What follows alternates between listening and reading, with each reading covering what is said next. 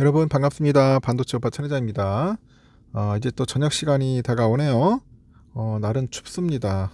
산 속의 날씨는 거의 뭐 영하권이에요. 어느 지역은 비 온다는데 뭐 눈이 내리고 있고 하도 추워가지고 진짜 장작 피고 장작 불에 피울 것 같아요. 지금 장작 패면서 모닥불이 아니라 아궁이에다 불 피면서 고구마 또는 감자를 구워 먹을 것 같습니다. 어, 하여튼 뭐 먹을 것도 비축을 좀 해놓을 것 같아요. 요즘 너무 안 좋아요. 경기 상황이 너무 안 좋고 여기도 주시장까지 이렇게 흔들흔들 하니까 기존의 이제 투자자들이 상당히 좀 힘들어하는 것 같습니다. 삼성전자도 지금 계속 매갈이 없이 빠지고 있고 삼성뿐이 아니에요. 다른 종목도 마찬가지입니다. 상당히 좀 힘든 시기를 또 보내야 할 것 같네요. 연초부터 좀 잘 될 것 같더니 이상하게 또 이렇게 꼬이네요. 한번 또 생각지 못하는 그런 이벤트들이 나타나다 보면은 어쩔 수 없이 그냥 뭐 당하는 수밖에 없는 것 같습니다. 새해 들어서 하여튼 증시가 내리막길을 타고 있어요. 타고 있는데 개미들은 주가 상승에 베팅을 합니다.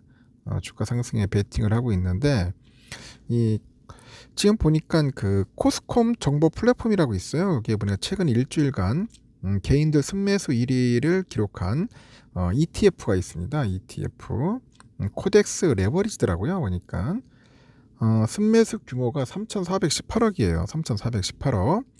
이 상품은 코스피 200 지수를 2배 추종을 하는데 일단 코스피 지수가 올라야 수익이 나겠죠. 코스피 200 지수를 그대로 추종하는 코덱스 200에도 개미들 자금이 300억 원이나 몰렸더라. 300억이나 몰렸어요. 코스닥도 마찬가지인데 같은 기간 개미들이 코덱스 그 코스닥 150 레버리지를 753억 정도 순매수했고 이 코덱스 레버리지 같이 코스닥 150 지수를 2배 추종을 합니다. 지난 8일부터 16일까지 코스피하고 코스닥은 각각 5.05, 5.25% 떨어졌습니다. 새해 들어서 코스피가 1월 2일, 15일을 제외하고 전부 하락이네요. 개인들은 코덱스 2차전지 산업 레버리지도 89억 정도 순매수했고 2차전지 그 산업지수를 2배로 추정하는 레버리지 상품인데 최근에 일주일간 12.15% 떨어졌어요.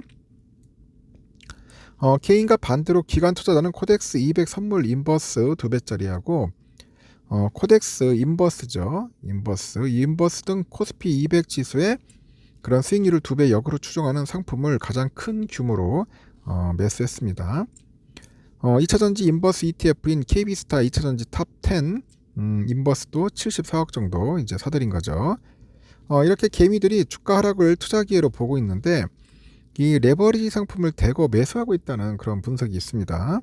그 잠잠했던 B2가 다시 늘고 있다는 거죠.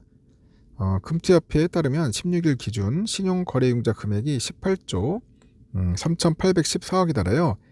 지난해 10월 이후 최고치입니다.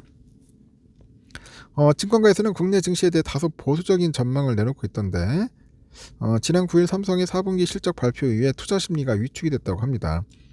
이스라엘 하마스 간의 전쟁 장기화에 국내 대북 리스크도 영향을 미쳤고 당분간 위험 자산에 대한 비중 확대보다는 리스크 관리에 역점을 두고 대응하라는 그런 조언이 있어요. 하여튼 뭐 요즘 여러 가지 상황이 안 좋다 보니까 주가가 계속 빠지고 있고 의외로 또 이제 개미들이 레버리지로 몰려가는 것 같습니다. 정부가 이제 주식 투자자들의 그 세액 부담을 대폭 줄입니다. 개미들의 그 희망사항이었던 금융투자소득세를 폐지하고요.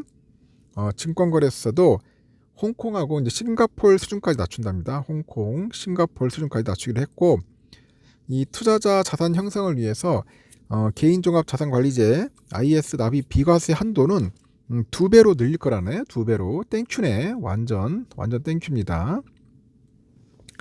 아울러서 투자자 친화적인 자본시장 조성을 위해서 이사회의 책임을 강화하고 주주총회 참여 방안도 확대할 계획입니다. 코리아 디스카운트를 해소해서 기업의 가치를 높이는 것이 목표죠. 기업 가치를 높이겠다. 그런 것이 목표입니다.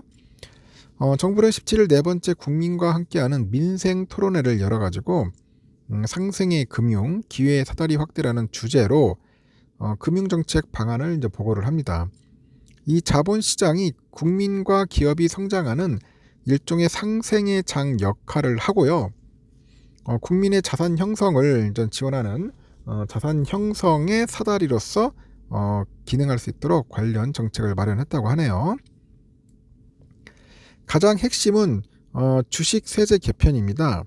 25년 도입 예정이었던 금융투자소득세를 폐지하고 증권거래세도 낮춰서 주식 투자자들의 세부담을 낮추기로 했는데, 이 금투세는 국내 주식 수익이 연 5천만 원, 기타 금융 상품 수익이 연 250만 원일 경우에 수익에 대해서 최대 27.5%를 세금으로 이제 부과하는 제도예요.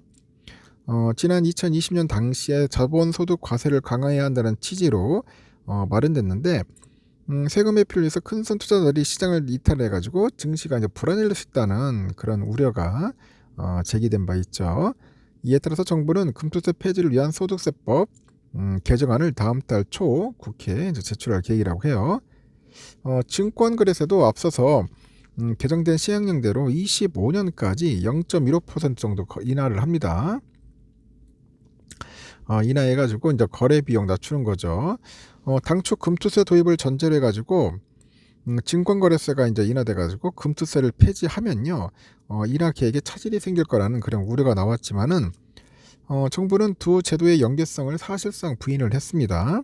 이미 개정된 시행령대로 증거래세 인하를 추진하겠다, 그런 의미죠. 김소영 금융위 부위원장은 홍콩이나 싱가포르나 대만 같은 그 아시아 주변국을 살펴보면은 증권거래세가 0.1에서 0.2% 사이라고 하네요.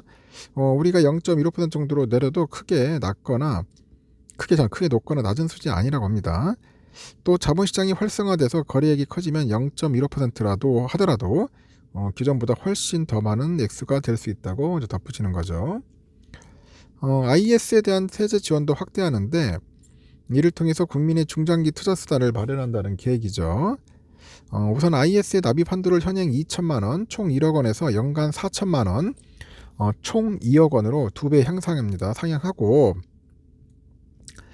배당 이자 소득에 대한 비과세 한도도 현행 200만 원에서 500만 원으로 2.5배 올립니다. 정부는 개편한 따른 세제 혜택이 3년 가입을 기준으로 일반형은 최대 103만 7천 원, 서민형은 최대 151만 8천 원에 달할 것으로 예상을 하는데, 연 최대 2천만 원까지 3년 납입한 현행 사례와 연 최대 4천만 원까지 3년 납입한 개편 이후 사례 비교에 따르네요. 그래서 ISA 가입 당시 역시 확대됩니다. 가입 대상을 역시 확대하는데, 기존에는 3년 이내에 이자나 배당 소득이 2천만 원을 초과해가지고 금융소득 종합과세 대상이 되는 경우 IS에 가입할 수 없었어요. 이에 정부는 국내 주식 및 주식형 펀드에 투자하는 국내 투자형 ISA 상품을 만들어서 금융소득 종합과세 대상자의 가입을 허용하기로 합니다.